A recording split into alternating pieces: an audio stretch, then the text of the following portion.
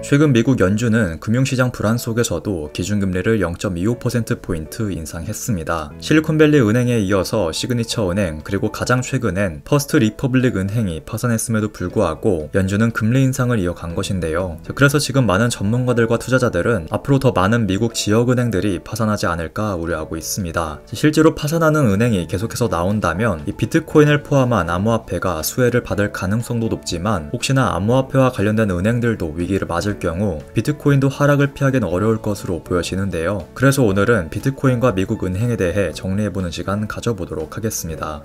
가장 먼저 확인해볼 소식은 바로 미국의 금리 인상이겠죠. 최근 미국의 민주당 위원들이 파월 연준 의장에게 금리 인상 중단을 요구했지만 연준은 0.25%포인트 금리 인상을 진행했습니다. 그래서 코인 투자를 하시는 분들은 미국이 추가적인 금리 인상을 진행했기 때문에 당분간 암호화폐 시장이 약세를 보이지 않을까 걱정되실 수도 있는데요. 물론 금리를 올리게 되면 이 달러가 강세로 전환되면서 비트코인 가격에 부정적인 영향을 줄 수 있지만 제가 이전 영상에서 설명드렸듯이 만약 시장 예측대로 0.25% 금리를 올리더라도 연준이 6월부터 금리 동결 가능성을 보고 있거나 금리 인하 시기를 앞당길 수 있다는 발언을 할 경우 증시와 암호화폐 시장은 상승이 가능하다고 알려드렸습니다.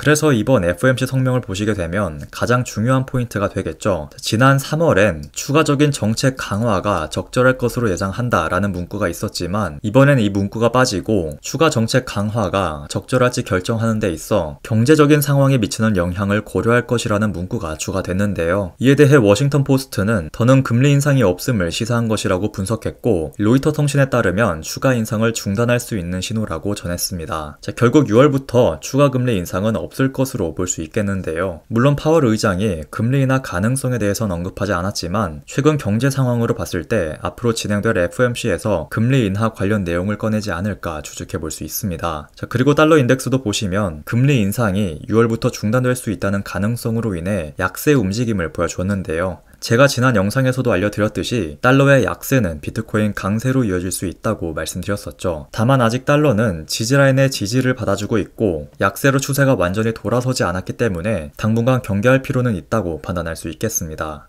그러나 여기서 달러가 반등하는 모습을 보여주더라도 이전 저항라인 때까지의 상승은 어려워 보인다는 점에서 비트코인에게 크게 위협되진 않을 것이라고 볼 수 있겠는데요. 우선 달러가 반등하더라도 큰 상승세를 이어가기 힘든 이유는 미국의 경기 침체 가능성 그리고 금리 인상이 막바지에 있다는 점, 또 최근 은행 파산으로 인한 금융 불안이 달러 약세를 불러올 수 있기 때문입니다. 특히 여기서 은행 관련 소식에 대해 집중해 볼 필요가 있겠는데요.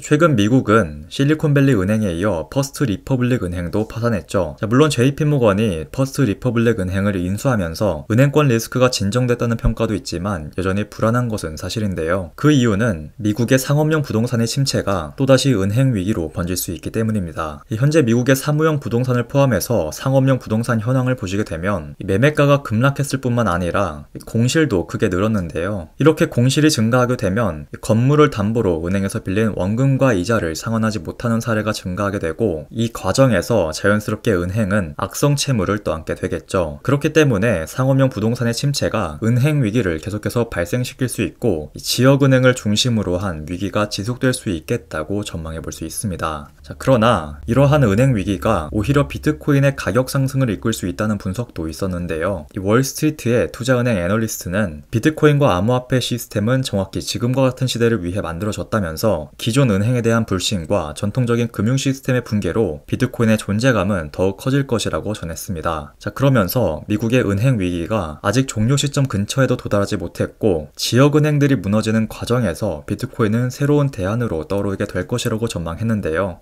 결국 달러의 약세 그리고 은행에 대한 신뢰도 하락에 수혜를 받을 자산은 비트코인이 될 것이라는 뜻이겠죠. 다만 한 가지 주의해야 될 점은 미국의 은행 위기가 단순히 지역은행 위주로 발생한다면 비트코인으로 수급이 몰리면서 가격 상승을 유도할 수 있겠지만 암호화폐와 관련된 미국의 대형은행이 무너질 경우 비트코인도 하락을 피하기는 어려울 수 있다는 점 참고할 필요가 있겠습니다. 자, 그래도 앞에서 설명드렸듯이 이 달러의 상승폭이 그렇게 크진 않을 것으로 보여지기 때문에 이 비트코인에 대한 상승 여력은 여전히 남아있다고 평가해 볼 수 있겠고요. 이 투자자분들께서도 제가 지난 영상에서 말씀드린 것처럼 달러 인덱스가 지지 라인을 이탈할 경우 추가 매수하는 전략으로 접근해 보실 것을 추천드리도록 하겠습니다. 자, 오늘 제가 준비한 소식은 여기까지고요. 추가적인 소식은 다음 영상으로 찾아뵙도록 하겠습니다.